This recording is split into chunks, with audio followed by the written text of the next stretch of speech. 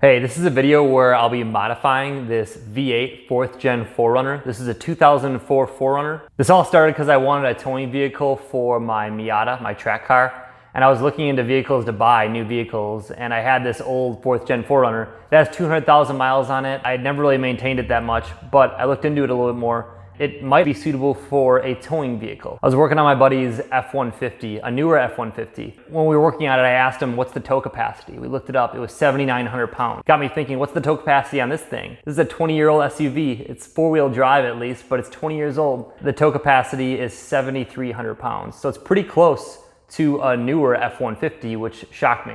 To put this in perspective, the new V6 4Runners, they can tow 5,000 pounds maximum. Part of this probably has to do with the torque. The V6s, the new ones, have 278 foot-pounds of torque. This thing has 320 foot-pounds of torque. So that's a 15% torque increase. After learning all this, that's when I decided to make this my towing vehicle for my Miata and just see what happens. Before I made it a towing vehicle, I wanted to see what sort of gains I could get just from opening up the motor a little bit more. In this video, I'm gonna install a Volant air intake. I'm gonna install Doug Thorley headers. I'm gonna install their Y-pipe and then also a Gibson catback exhaust. I've already done a dyno of this vehicle base, and that baseline dyno, I already posted the video. If you haven't seen it yet, go check it out. It's pretty cool. I just did a baseline clean dyno of it to see where it was at before we started.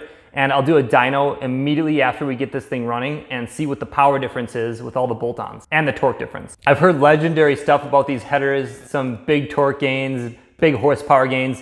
Really, I'm just chasing torque gains. I don't really care about horsepower that much, but we'll see. If it's any improvement, I'd be happy. I don't think there are any videos posted on anybody else doing this header installation. Based on my preliminary look, it's not going to be a very easy job. I'm super excited to see and hear the results. If you've seen any of my other videos, my videos are basically just open comment sections. Put anything you want in the comments.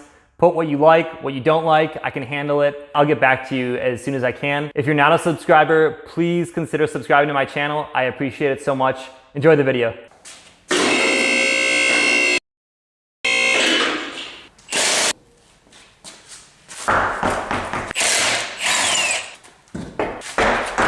I'm not gonna try to sugarcoat stuff. This is a Wisconsin car, so it gets hammered by rust. It's been getting hammered by rust for over 16 years. And these bolts are extremely corroded. You can't even see the threads on most of the bolts. This is the heat shield that I have to remove as well before doing any of that. It's looking pretty crusty under here, and I think this is probably why a lot of people get turned off by this job, and we're gonna see how difficult it is. The first thing you wanna do is remove these skid plates. One of these bolts broke off, so I had to re-tap it. I recommend getting a tap and die set before starting this job. Here's underneath those shields. Looks all right, doesn't look that bad. I'm gonna show you the back half of the exhaust. Here's the Y-pipe, the existing Y-pipe. Comes back to this resonator, then it goes back to the back of the vehicle. So you can see those existing cats up there. And these O2 sensors, so this O2 sensor right here is one of the two back ones. And the other one, if you can see it up there, is the other back O2 sensor. So we're gonna be removing the Y-pipe and then removing those headers. Remove your battery for safety and for extra room in your engine bay.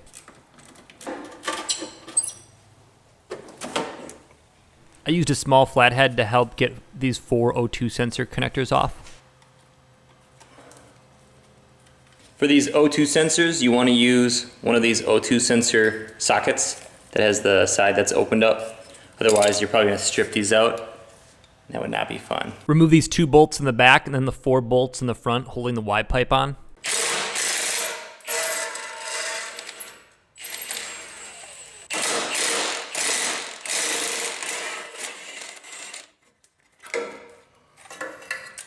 I decided to get the O2 sensors off when I got the Y-pipe on the ground because they were really tight.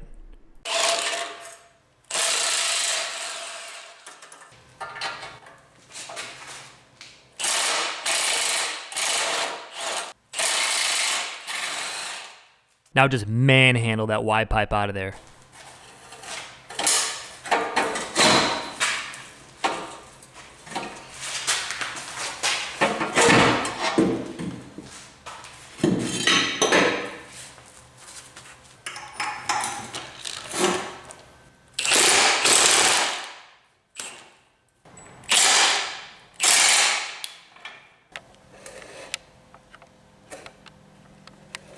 Next, you have to remove the oil dipstick tube, and it has just one bolt holding it in. The bolt looks like it's in pretty good quality. I don't have a lot of rubber underneath here. Normally you have these like rubber flaps that cover this whole area. And mine dried up and broke off over time, so I ordered a new set and I'll be putting those on towards the end of the video. The dipstick just comes right out.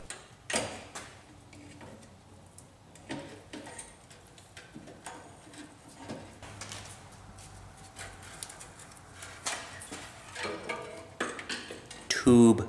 Try to get as many of these heat shield bolts off as possible. There are 4 per heat shield. I was only able to get 2 off per side.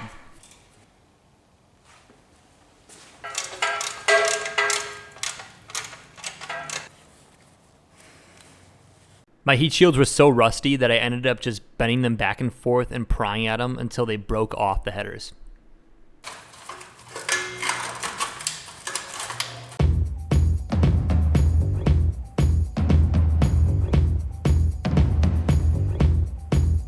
At this point, I started removing some of the more accessible top exhaust studs just so I had a sense of accomplishment. The Doug Thorley instructions call out to remove this engine mount. I don't know if you can see it back there. So it's right here. This is the engine mount. You have to remove these fasteners. And I tried to remove this one, but it bound up because see how crappy these threads are? So I couldn't actually get it to spin. This bottom part like catches on the side here when you're tightening it, and it prevents it from spinning. So what I'm gonna do is get a cutoff wheel and cut this off, and then just order new grade 8 hardware. So I'm gonna put a caliper on here, measure the diameter, and get some new grade 8 hardware from Fastenal. But in the meantime, I'm gonna cut both these off so I can raise the motor up 2 inches so I can get to these lower bolts on the header. 10 millimeter diameter.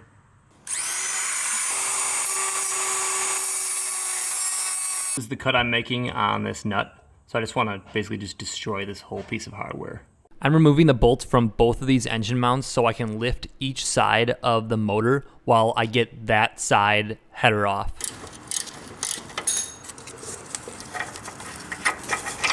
There's one removed. Before you lift the motor, it's pretty easy to get at these top studs.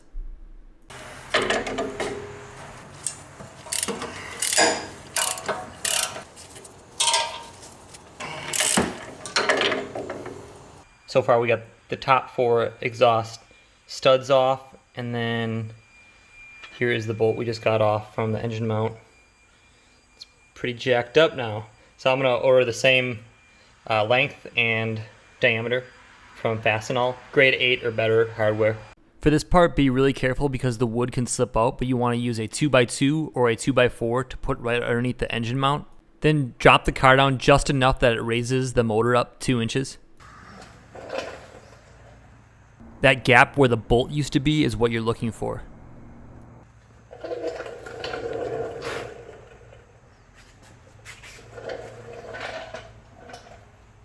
Here's the gap from the top side. Once the motor is lifted, you can get access to those lower studs, but you have to use a combination of extensions and swivels to get at each one. Each one is unique. You want to make sure your socket fits really well on the studs before you start hammering on them because you do not want to strip one of these. It really helps to have a swivel head ratchet. I have a 1/2 inch swivel head ratchet here.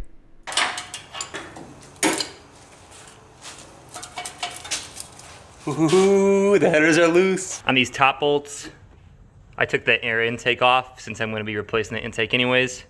And I was able to easily get these 2 top studs right here. It also helps to have an electric ratchet. I have a 3/8 Milwaukee.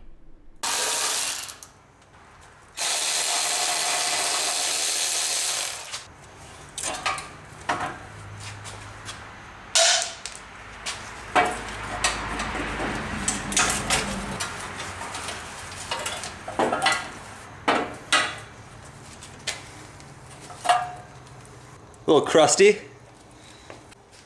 Gotta test fit it, you know what I'm saying? Just gotta see what it looks like. Just see what it's going to look like, you know? Little teaser. Oh my god. I'm so excited. Here's what it looks like with the headers off. All that soot in there. For the header removal on the other side, you just repeat the exact same process. I'm gonna fly through this just so the video is a little bit shorter.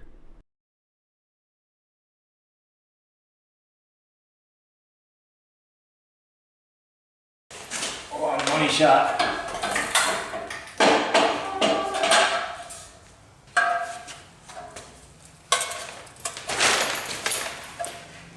Remove the O2 sensors. I cleaned up a little bit of the carbon buildup where the new gasket will sit.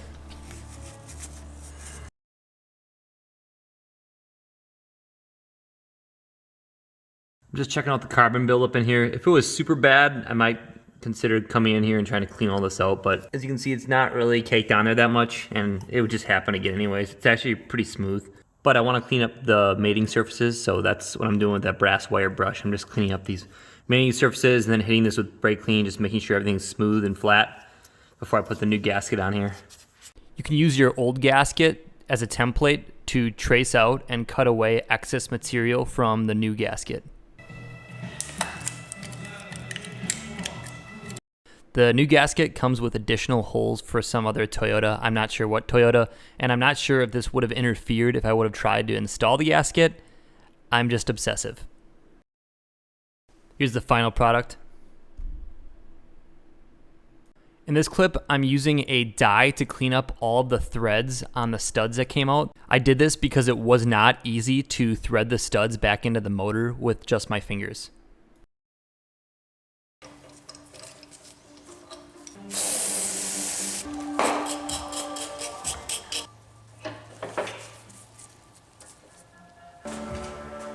I repeated this process with all 16 studs and really every other bolt I took off during this entire project. Here are the first 8, all cleaned up. Look how shiny they are.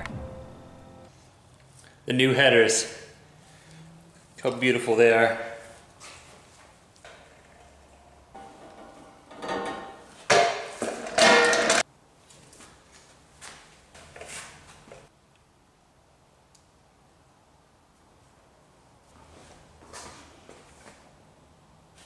I realized that if I could get a shallow socket on these studs, it would make my life so much easier on the installation. So I'm trimming off the excess stud here. Using a wire brush just to clean it up a little bit. Testing out the shallow socket.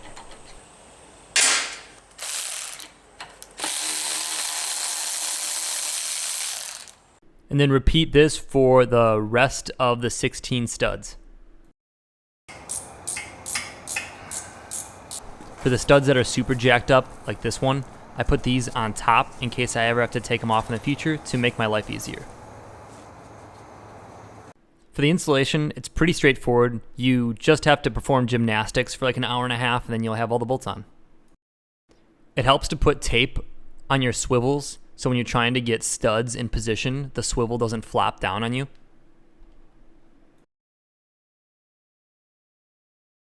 The instructions call for tweaking the dipstick tube. The tube goes right there between the first and second tubes. And it's so difficult, it doesn't even come close to fitting. Here's my tube. I've tried to bend it and tried to shape it to fit better, and it's really hard to get right. Here's the solution I came up with. So one thing I realized is I could find something that would hold its shape, and I could make it into the shape that I wanted. Then I could pull out whatever that was and then replicate that shape on the actual oil dipstick tube when it's out off the car and not down there, you know, pressed in between those tubes.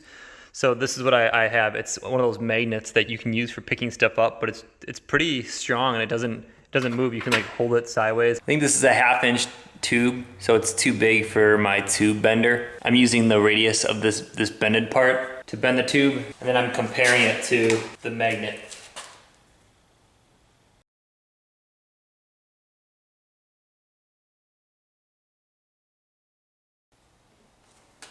See how that works. This is what I'm looking at down here. So I have the hole taped off where the dipstick tube normally goes because I don't want debris falling into my oil pan. And then from the outside view, I'm basically just looking in there and trying to get that metal piece. See that, the magnet. I'm trying to get it vertical, because if it's vertical, that means it will go right down into there. I had to flatten this bracket out. This top hole is about 2 inches or 3 inches higher than it needs to be. So I'm gonna try to bend this bracket down with a hammer.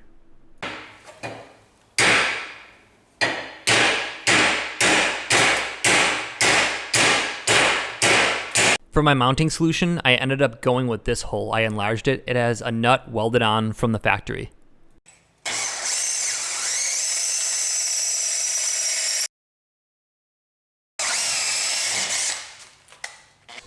Test fit number 23. Here's the final dipstick after I modified it pretty heavily. And then as you can see, down there is where it goes in from the top. Make sure it was avoiding everything.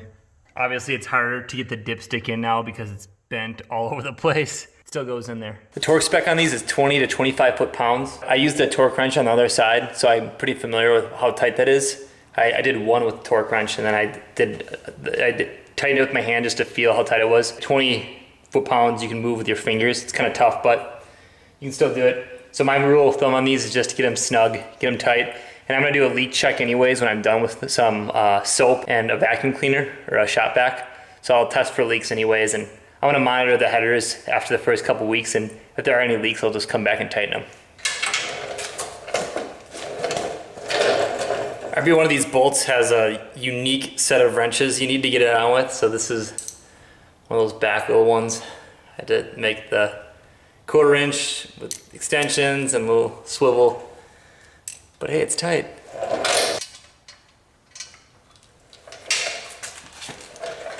I actually got the torque wrench on that one. Just took a little bit. Yeah. You want to tighten the center studs first and then move out to the outside edges of the header. For all these bolts, I went back and retorqued them all again. I went around and around, just making sure everything is tight. I'm done. I'm done bolting the headers up. The hard stuff is over.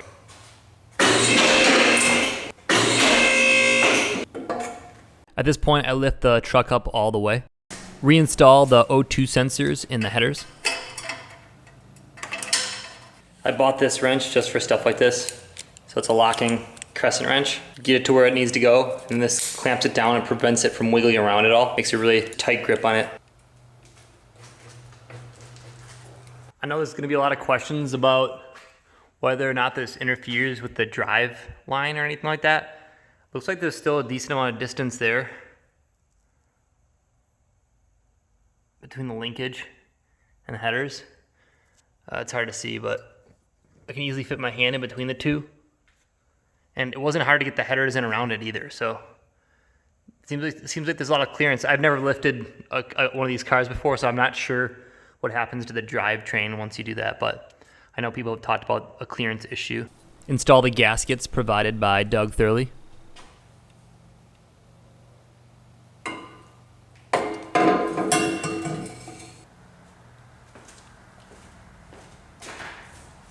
I didn't think this was going to take this long. My camera ran out of batteries when I was filming this part. I thought it was going to take like 5 minutes, and it took a while. Anyways, I'll just run through the installation procedure for this back part. The first thing I did was install this pipe, and I put the O2 sensor in before that. And I left these loose initially. And I left them loose enough that I could just fit the gasket in here. You can slide the gasket in when the bolts are loose. I put this pipe on first. It breaks back here, so it has this Y portion. And then you have to slide this little tiny section into here. And this was really difficult. I put a bunch of WD-40 on it. I wiggled it back and forth, and I was tapping it with a hammer. So I was tapping it with a rubber mallet, right here. And got it to go in, and then I had to tweak it a little bit. It was rubbing here. It required a little bit of adjustment. The next part I put on is this side. This is the driver's side pipe. This part I was able to slide into here, this last section. So this is the driver's side pipe. And I was able to slide it in, and then I hit it right here with a rubber mallet to get it to seat into there. And then once I did that, These holes were so misaligned. This hole was off like an inch. So what I did is I used a screwdriver in this and I used it kind of as like a ream to align the holes.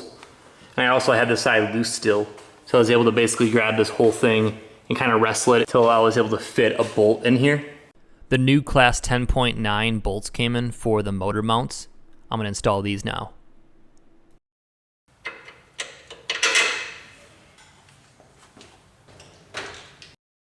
After the motor mount is all bolted back up, I'm installing these new rubber flaps.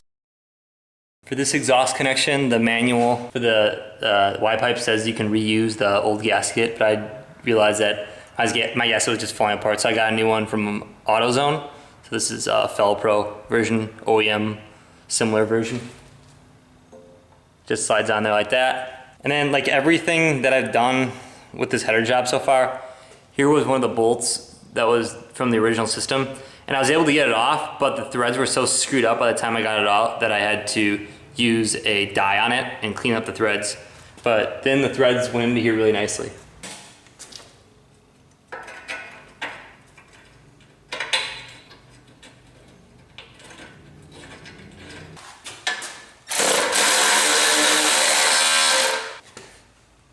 Here's an example of the exhaust not lining up. So see how the gap up here is small and the gap on the bottom is pretty big. I have to figure out how to flex this up. At this point, the headers looked like they weren't aligned. The original exhaust looked like it was not aligned. I didn't know what the problem was. So I just put a jack stand under it and I cranked it down and made everything align. And nothing broke.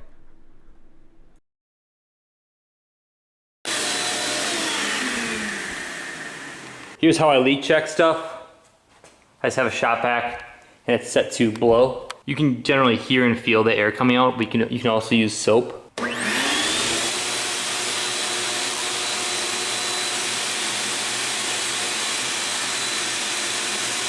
Every single new connection leaked a lot, and I will fix that in a few minutes. I also leak checked the headers as well. I sprayed a bunch of soapy water all over the headers. No bubbles. That's positive because that's where my biggest air leak was before. My headers made so much noise before. I'm not gonna go through the installation procedure for the air intake. It's a Volant air intake and it took me around an hour to install. It was really straightforward. The next thing I'm doing is replacing the spark plugs. I've never done it on this vehicle and it has almost 200,000 miles and the manual suggests doing this every 12,000 miles. These bolts were so corroded that they were really hard to get out and I'm just gonna be replacing them because I don't wanna ever strip one out or anything like that. I replaced the spark plugs with some new NGKs, used the shop vac on some leaves in my engine bay, reinstalled the battery. I changed the oil just in case any debris got into the dipstick hole when we had that out. Plug all 4 O2 connectors back in and then use zip ties to secure them out of the way of the headers and the exhaust. For this O2 sensor on the driver's side, I put a bolt in an existing threaded hole that existed in the transmission, and I used one of those special zip ties that has a bolt hole in it already, and then just tied it out of the way. This was the old exhaust that was on the 4Runner, and it was a custom OEM style exhaust that had a MagnaFlow muffler just welded in. And I decided to change it out because it was impossible to have a baseline of this. I couldn't dyno it and then somebody could copy it and then know that they would have the exact same performance. So I picked an exhaust that you could copy. I took the exhaust that was on there, removed it, and then installed this Gibson Elite catback. Just the single tip. I like the single tip to retain the OEM style.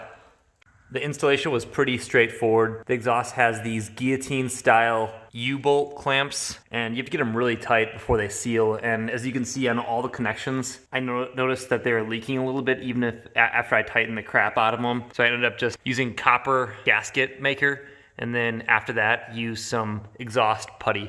I use this on all my connections. And I didn't want to weld anything because this is all stainless and it's really hard to purge it when you're welding it without screwing the metal up. Here are the front ones. Basically every connection leaked. The header instructions and also the exhaust instructions recommend driving the car for a couple hundred miles and then coming back and retorquing all these, because some of these joints will definitely slip loose a little bit and they'll start to leak. So I'll come back and check these. But right now the exhaust is almost 100% leak proof. I think there's like a little tiny pinhole up front there. And next, we have to tap the O2 simulator in. The ECU is located underneath the glove box, so to get that off, or to get this stuff off, you start up over here. There's a screw right here. And then there's a screw, you can't really see it, but it's in here. Then there's the same on the other side, the exact same two over here.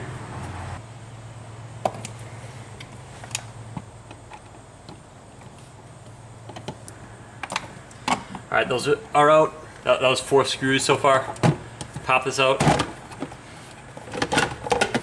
This is wiring harness that you can just pop off. Like that. For the glove box, it's pretty easy to get off. I'm going to pop this in. And then on the other side, you can pop it in as well.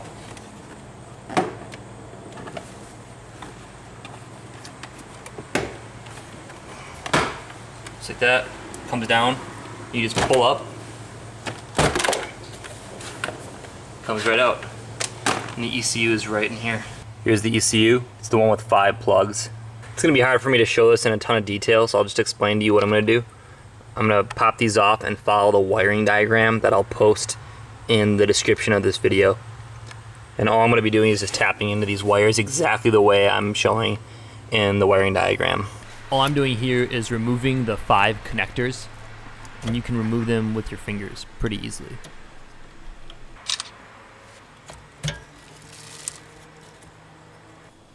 Now the brain surgery begins. Get out your X-Acto knife, start trimming away this tape, exposing all the wires.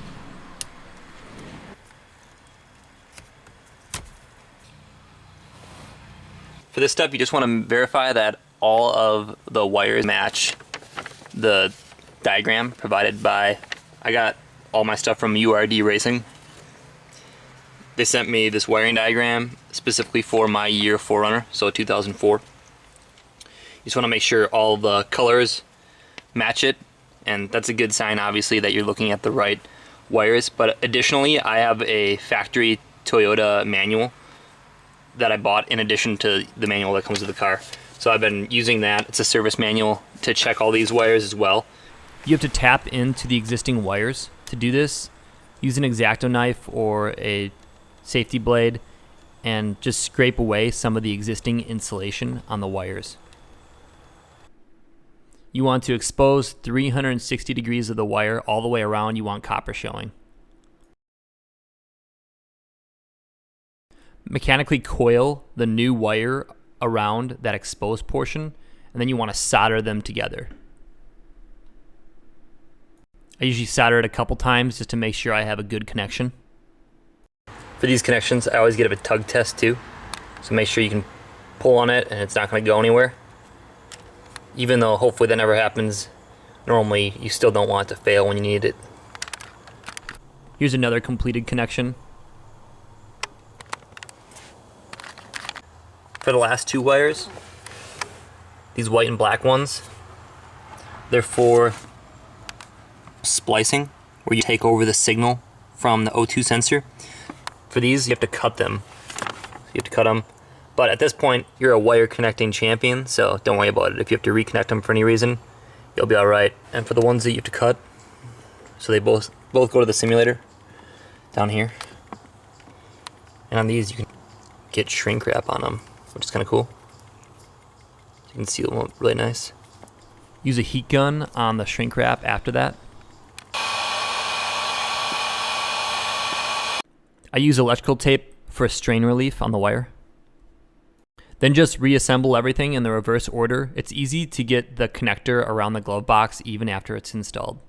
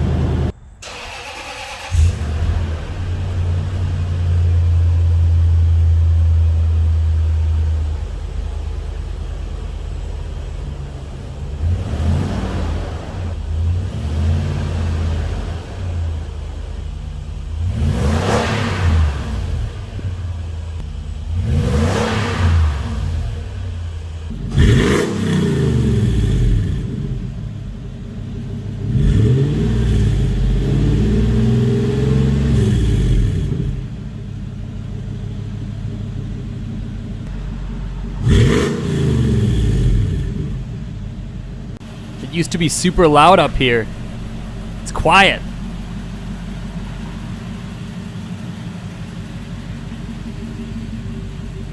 Not so quiet back here.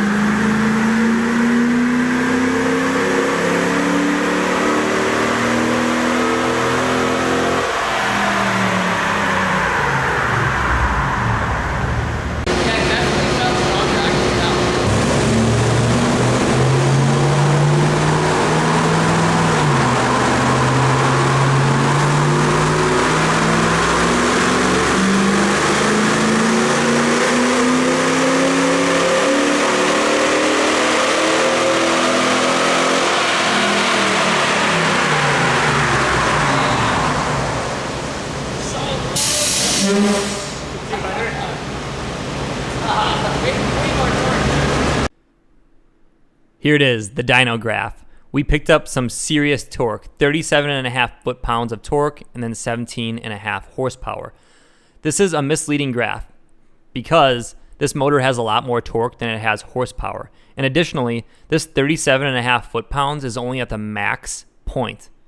If you look at the power band, there are points where we're making 50 foot-pounds more than the baseline dyno run.